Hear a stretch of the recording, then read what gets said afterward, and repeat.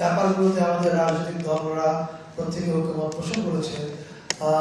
সেই জিনিসগুলো যদি বাস্তবায়ন করা যায় তাহলে বাংলাদেশের রাজনৈতিক সংস্কৃতিতে একটা বিশাল পরিবর্তন আসবে।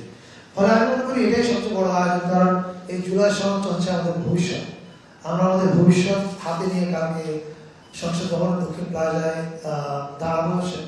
সকল রাজনৈতিক দলের প্রতিনিধিগণ সেখানে থাকবেন, তারা স্বাক্ষর করবেন। এটাই আমি মনে করি একটা ম্যাসিভ আয়োজন।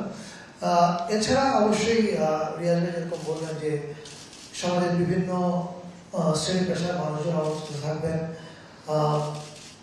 এছাড়াও আমরা একটা ছোট্ট ভিডিওর মধ্যে দিয়ে দেখানোর চেষ্টা করব যে আমরা কোথা থেকে এখানে আসলাম এবং এই জুলাই সনদ আসলে আমাদেরকে কি দিবে।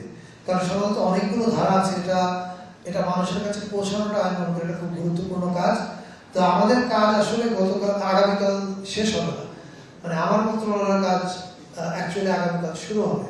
এই অর্থে যে আপনারা যদি খেয়াল করে দেখেন গত 8-9 মাস ধরে আমরা RICL TMX যুগের পর যুগ স্থাপনা থাকে মজবুত।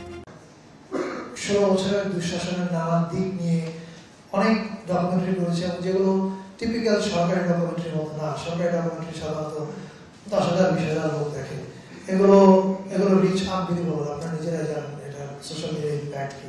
সো ওই কাজগুলো করতে আমাদের প্রায় গত 8-9 মাস লেগেছে।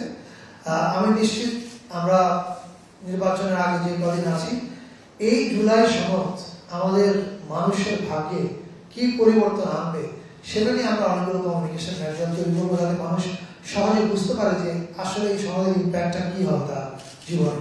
এই কাজটা আমরা আগামী 2 মাস করবো। পাশাপাশি এটা আপনারা সবাই বুঝতে পারছেন যে আমরা এখন একটা সন্ধিক্ষণে আছি। জুলাই সনদ স্বাক্ষরের মধ্য দিয়ে আমি মনে করি আমরা একটা উৎসব মুখর নির্বাচনের দিকে যাত্রা শুরু করবো।